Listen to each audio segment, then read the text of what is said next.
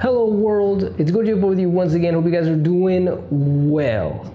It's actually been a while since I've been in front of this camera with this setup and everything, but it does feel good to be back. And today's video is going to be about Jurassic World Dominion.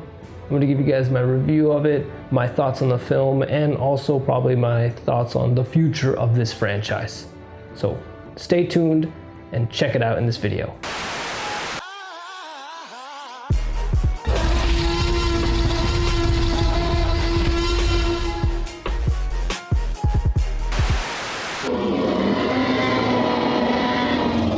This video is going to be unscripted. It's just going to be my brief thoughts on the film and what I liked, what I didn't like. I actually saw this film in theaters back in June. A few days before the film came out, the Rotten Tomatoes scores came out and the critical reviews came out, and they were pretty harsh about the film.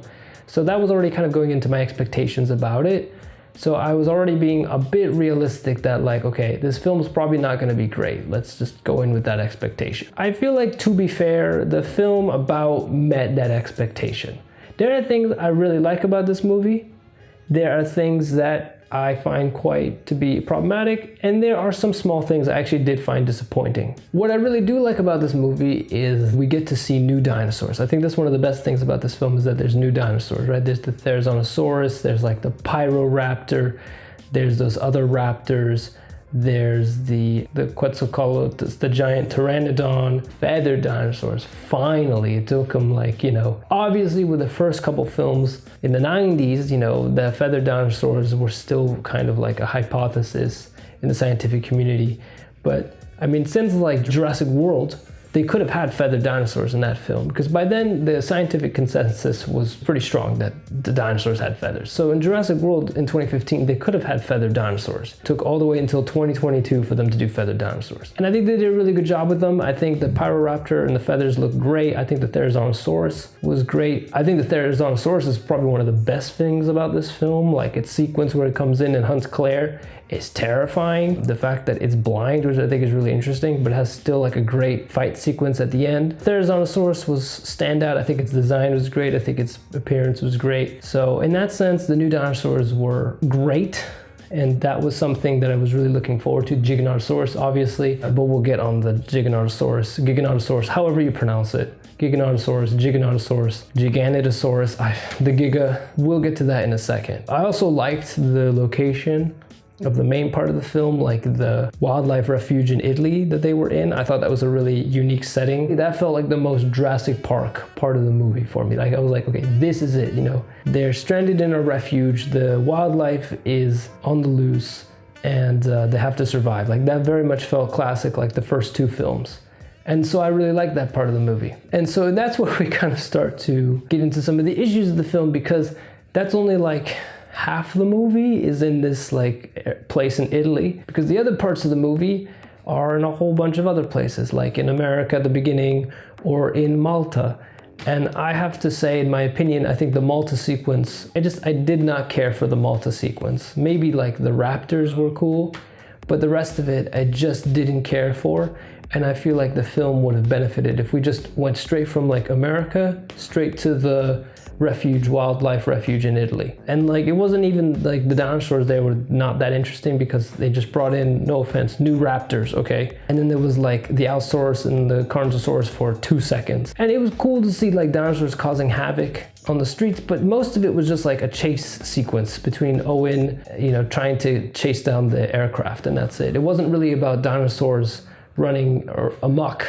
And that's another kind of problem with the film is, you think, oh, the dinosaurs are out, but you don't really see that much of that in the sequences like in Malta, because it's mainly just focused on Owen and his motorcycle running away from raptors. You get brief like moments with the show, like people and how they're living with dinosaurs, but you don't really get that much in this film. I think Battle at Big Rock was actually better at portraying what it's like for normal humans to interact with and encounter dinosaurs, in the wild of wherever they live in. I don't know if I ever did a review of Fallen Kingdom, but one of the things I disliked the most about that film was the clone storyline. And so when they brought that back and they brought in the girl, I don't even remember her name, the clone girl, and they made her such a central part of the story of this film, I did not care. I know that was Owen's story and that she's basically like his daughter and they're after her. I did not care about that storyline at all. And don't get me wrong, the girl, she does a good job and the character's not that uninteresting, but the storyline itself, I don't care about clones in a Jurassic Park movie. I'm here for the dinosaurs, not clones.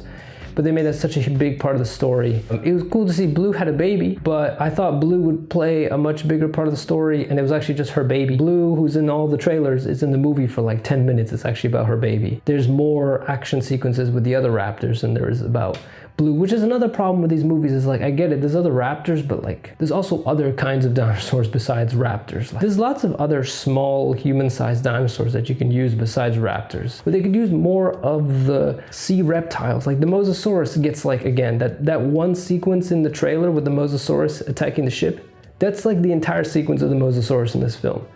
The Mosasaurus has gotten like no love since Jurassic World, and it's such a waste. But I think probably the most controversial aspect of the film was the plot storyline about the locusts, right? Everybody was like, what? That's generally something that I read on the internet that a lot of people found really stupid. Was this like whole plot line about these locusts that are like Cretaceous locusts that are going to breed out of control and cause like food supply issues. It didn't feel like it fit or should have been so important in a Jurassic World movie. And also, to be fair, like we have pesticides, we have all kinds of, like locusts are a huge problem, right? They cause a lot of issues. Already the world has a lot of like food supply issues. I'm very understanding and aware of that. And giant locusts would be a problem, but at the same time, like humans can just create pesticide, bug spray. This stuff literally already exists. Also, they're bigger, so it's a bit like easier to just find them, you know, and just wipe them out. It just didn't work. It was like, what does this have to do with dinosaurs? Only because, oh, they're Cretaceous locusts or something.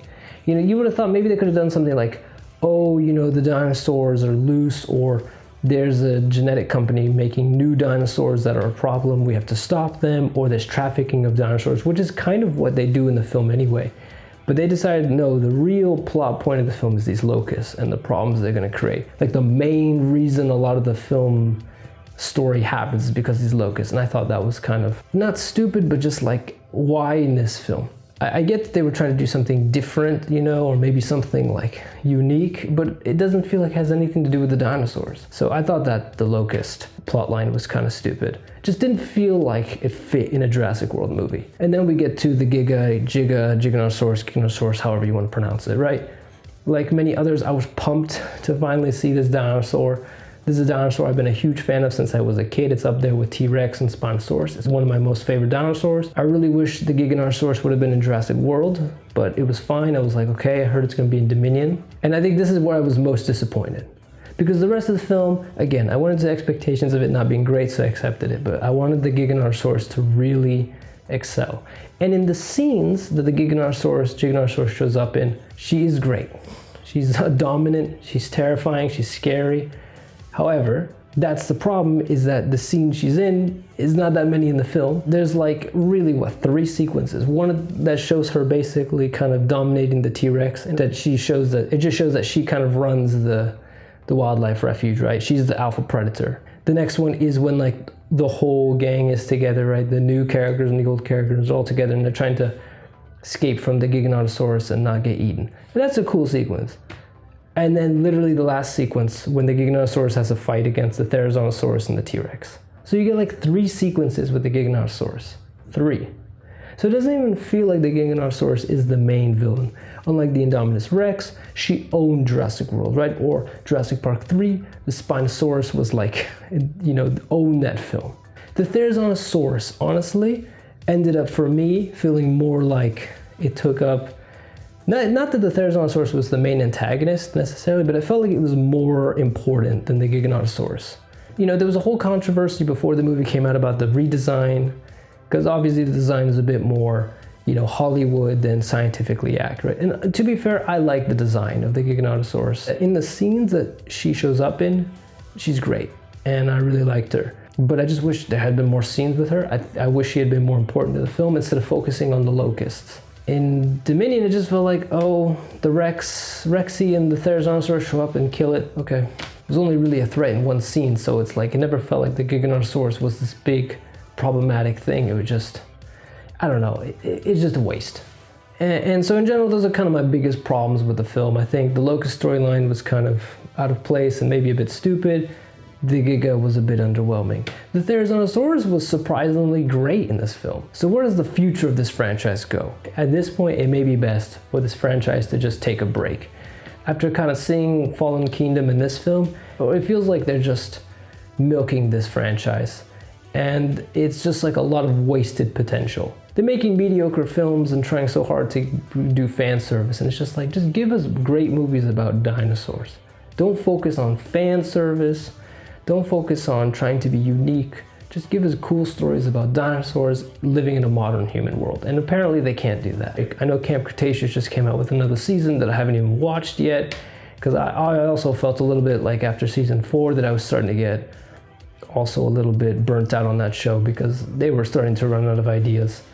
And that's how I feel with this franchise in general, that it's just like, even though it's not like the movies come out even that often, Fallen Kingdom came out like 4 years ago, and yet it does feel like they've run out of ideas. You know, it doesn't feel like the Monsterverse, where the Monsterverse, there's so many ideas, there's so many things they could do. But with Jurassic Park, it's like, I feel like, you know, they've just run out of ideas. I don't know what they could do next. So I hope they give the franchise a break, or they come up with something original. Maybe a live action TV series could be cool. But another thing I didn't mention that is a problem with this movie, it doesn't feel like it wraps up anything. It kind of like leaves the film just like Fallen Kingdom, in that dinosaurs are in the mainland, they're in the world. But it doesn't solve that issue. They're still out there.